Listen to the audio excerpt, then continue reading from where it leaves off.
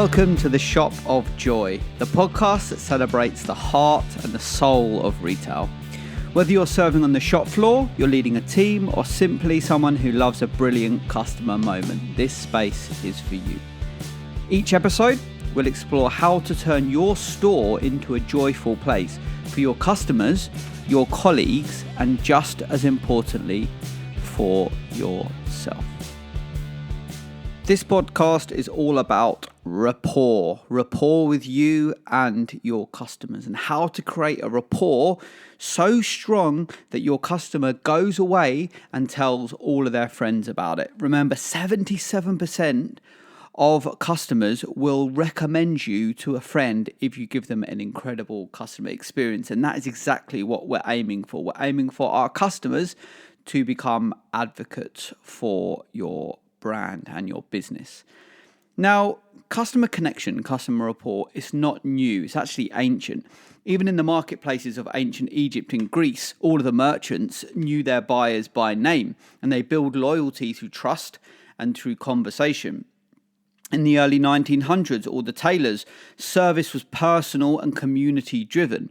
And then you had the department stores and shopping malls.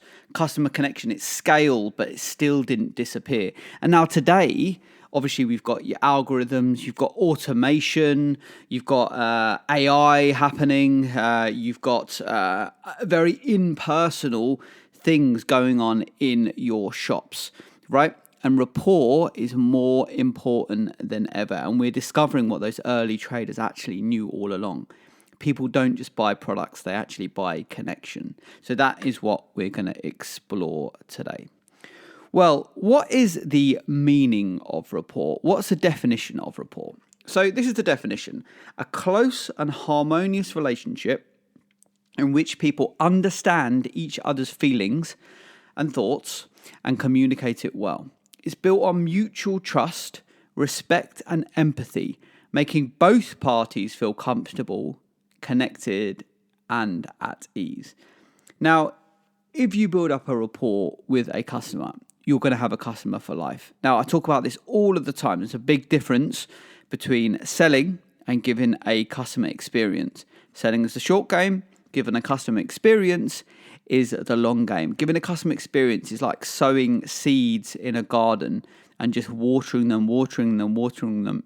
Eventually, they're going to bloom, and then they're going to drop more seeds, and you water those seeds, and then they're going to bloom again. Giving a customer experience is just giving a sale, it's just a one-time thing. Customer experience is for life. And to get that customer experience, we have to create a rapport with our customers. So these are the three things that create an immediate rapport with a customer. Number one, body language, right? Your body language has got to be absolutely right. Number two, the tone of your voice. And number three, the phrasing that you use when you're speaking to your customers. So let's discuss body language first. 55% of communication is affected by body language. And then only 7% of communication, only 7% of the impact of communication is made by the words chosen.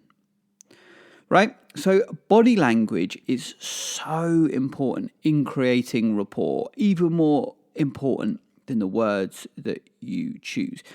So when a customer walks into the store, what you want to be doing with your body language, you want to be around 4 feet away from the customer. Now, 4 feet is the ideal distance to be when you're speaking to a new customer. You can greet them from anything up to 12 feet away. Then when you're talking to them, 4 feet away.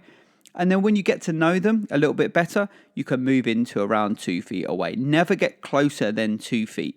Right, 2 feet is what we call intimate distance. Don't get closer than 2 feet to your customer. 4 feet to 2 feet is the perfect distance.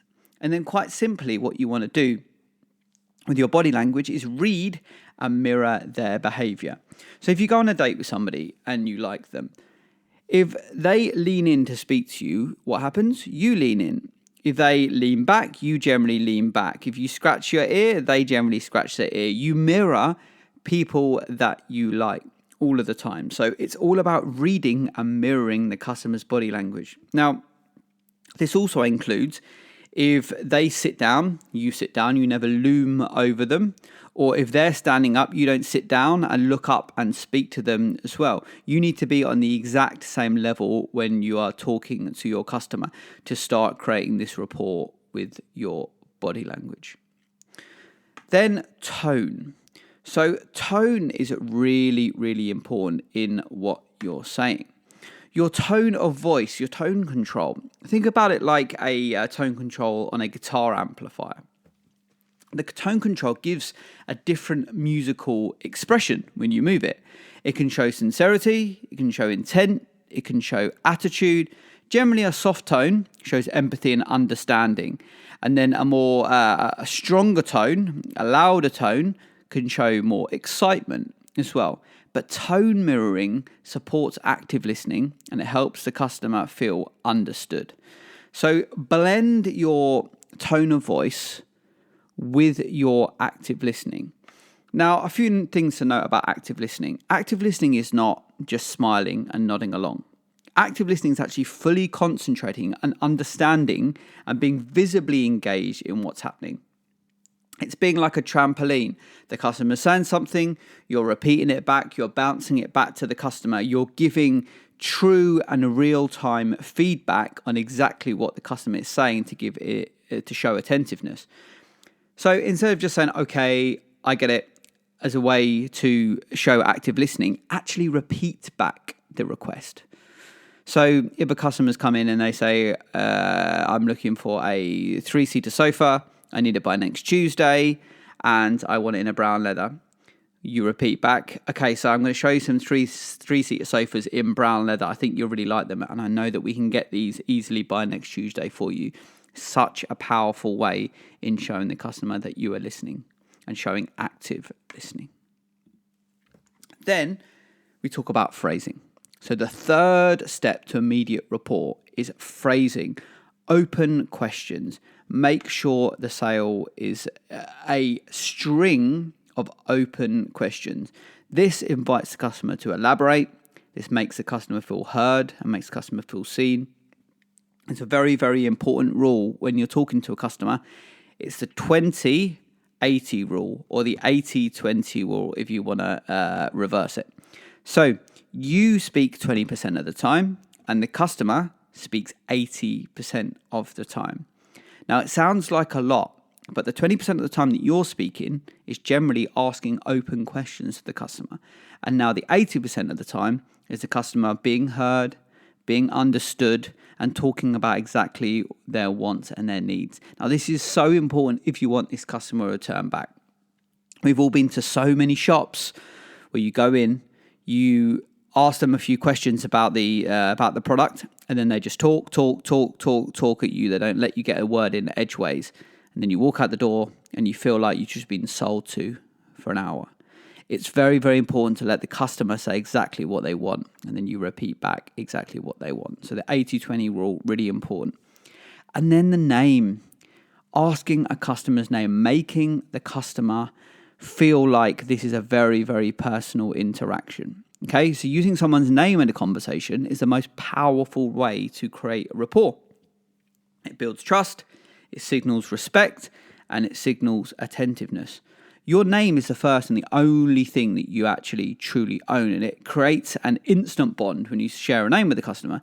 So ask the customer their name, introduce yourself by name as well, and then use the customer's name throughout the sale, throughout the interaction. It boosts persuasion and it makes your message much, much more impactful. Then can you go one step further, right? Ask the family name. So they're buying something for somebody. Ask who they're buying it for. Ask the name. And then when you're talking about the product, if they're buying it for their son, Ben, say, you know what? I think Ben will really like this because this sofa is a perfect fit for the size of his living room.